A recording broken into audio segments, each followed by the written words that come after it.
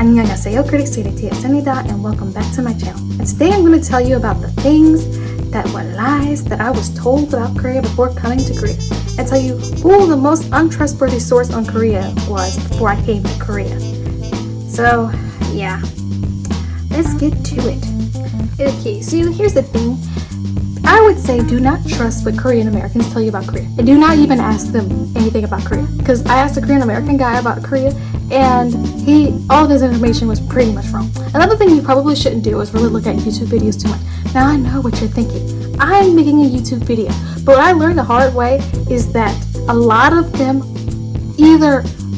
some of them over glamorize things. Now I'm not saying that Korea is a bad place or that it doesn't deserve to be glamorized, but the difference is that you need probably someone who has like a balance of both. Now watching vlogs about Korea, and my favorite YouTuber being Megan Bowen, and is great, but because she has a balance. She has like the things where, you know, the good, the bad, and the ugly, but in a palatable way. In a way that's just you can digest it properly. Not just like, oh my god, I had all these boy problems and all this stuff. No, you don't need stuff like that. You need people who present things in a, you know, pretty objective manner. Or like I found this perplexing, or blah blah blah kind of manner. Versus just people who just kind of present things in a either too negative or too positively. Because I found out that the people who present things, and I might be biased because I love Megan Bowen, more like Megan Bowen, usually have a better perspective and more authentic perspective on what Korea is about.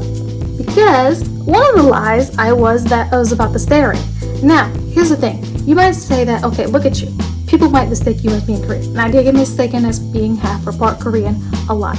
People might not stare at you because of your complexion. And yes, I am not white. It's clear I'm not white. And I'm also not super dark. I'm kind of like, I've seen Koreans darker than me, quite frankly. And I've seen Koreans about my complexion or lighter. You know, there's a range. But for the most part, I kind of blend in, fit in. Also, my eyes are not super, super big. So, and my facial features themselves are not super, super distinct. So that might all be the reason why no one stares at me. And yeah, that helps. But here's the thing with the staring, is a lot of times people try to make it seem like it's negative. But really, if you just ask people, the reason why they might be staring at you is because they might find you beautiful. Because in Seoul, foreigners are not unusual unless you live in certain places. So they're probably not staring at you negatively, and they're probably not staring at you as like, oh, might be interesting. And usually it doesn't matter. But for me, no matter where I went, for the most part, people, they just treated me normally. That was just my experience. Another lie is that Korea is an English-friendly country. Truth be told, it is not. Yes, the English is way better than in, say, Japan, because that's the only other place I've been to in East Asia. But if you want to go to, you know, even department stores and stuff, I've been to many places where sometimes if I just discuss something super, super difficult, like jewelry and silver and gold and stuff I don't really know, or like about the rusting process, then they might have to get out Papago and try to explain it to me.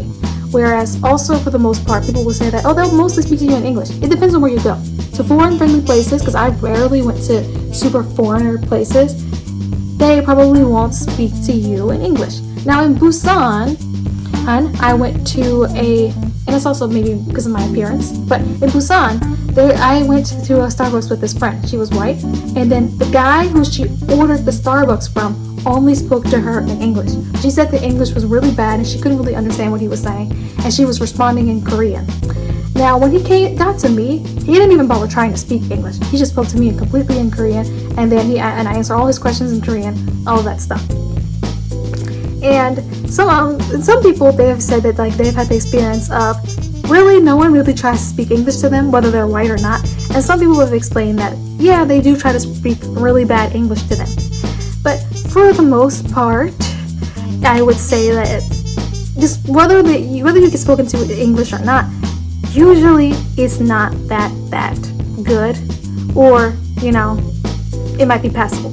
I've actually only met one person who has the absolute best English of like a non-native speaker that I've heard who lives in Korea. So which is fine, because you know I want to speak Korean anyway. Another lie is a lot of people said this. Even the Korean American guy said this, and I want to talk a little bit more about him now. With this, is that making Korean friends is hard. First of all, I don't even rate the term making friends personally, because friends are not something that you make or create. Friends are something that you find or meet. So when people say that they want to, that like, oh, creating Korean friends is hard, like, well, you don't have to make them, you just have to find them and meet them, which is what I think. And honestly, I just think for the most part, the problem with most people is that they get trapped in the foreigner bubble, which is what I want to make a whole video about, is the foreigner bubble, if I remember, because I might forget. But a foreigner bubble and how to meet and find Korean friends. Because, and this happens a lot when people study abroad anyway, but the guy who was the Korean American guy told me he couldn't really make any Korean friends or find or meet any people, and he was having a hard time with that. And he spoke pretty much fluent Korean. His reading and writing could have used a lot of work, but speaking wise, although he had an accent, he was mostly fine. Whereas I, on the other hand, could not speak fluent Korean, could not read or write fluent Korean fluently, but I found and met a lot of people who became my friends in Korea. I had a whole community surrounding me, because for the most part, here's what happened. I made one male friend sometime in October, and he asked me some questions. I met him on this app that I do not recommend anyone download or use ever, called Meef. But I met one normal guy on Meef, and then he introduced me to another girl who I became extremely close to. He introduced me to another girl, and then the guy and he also, because of that guy, we went to the same church together. It was just all fantastic, right? So I met all of these Korean people just by putting myself out there and meeting Koreans and connecting with them and talking to them and hanging out with them. It's not really that hard. It's just that the problem with most people is the foreigner bubble that we have to get out of. And I really do want to make a full video on that, discuss that, and talk about how you can break out of that and not get caught up in it. Another lie I was told is that Koreans are shy. Now, here's the thing with the Koreans are shy thing, and this is a thing that I forgot to put in my Things They Don't Tell You video about all the protests in Korea. There's so many protests everywhere. I saw many of protests at Yonsei. A lot. And people don't really tell you about that. They really don't tell you about how there are just tons and tons of protests all over the place.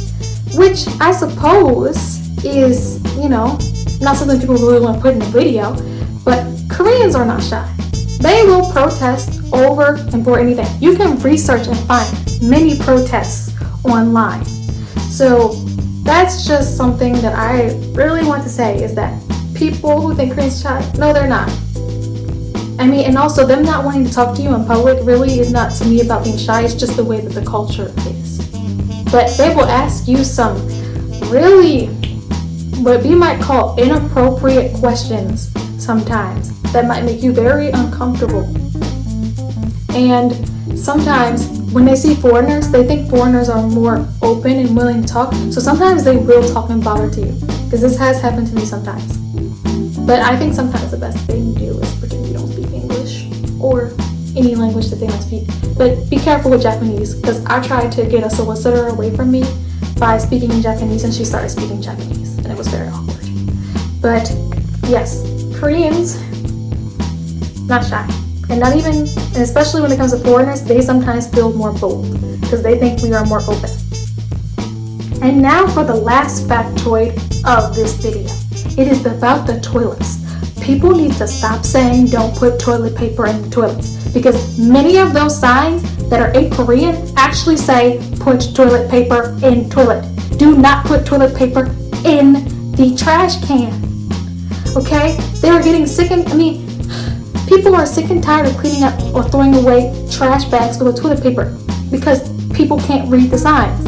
And all over Yonsei, at every stall I have been in, I have not seen one stall except for one that somebody messed up that says put toilet paper in the trash can. They all say put toilet paper in the toilet. If you read the sign when you go to Yonsei, it will specifically say on there, where does toilet paper belong? In the toilet. Even when I went to Korea University for a debate session, I believe their toilets also have the sign, put toilet paper in toilet. In fact, the only time you are not to put toilet paper in the toilet is if there is the only time you're not to put in there is if there is a sign that says don't put it in the toilet. But if there is no sign, don't put it in the trash can. I mean, I've seen so many foreigners do this, and it's like the sign is in English, and it specifically tells you what to do. Okay? So, that is the last factoid of the video. If you like this video and like to see more videos, please hit the like and subscribe button. Please also hit the notification bell. Check the description box down below for my links to my social media, Instagram, Twitter, and Snapchat. And also, another thing I would like to mention quickly is some people think factoid means fact, a small fact. No, factoid actually means incorrect fact, not a fact. Basically a lie. So, there you go.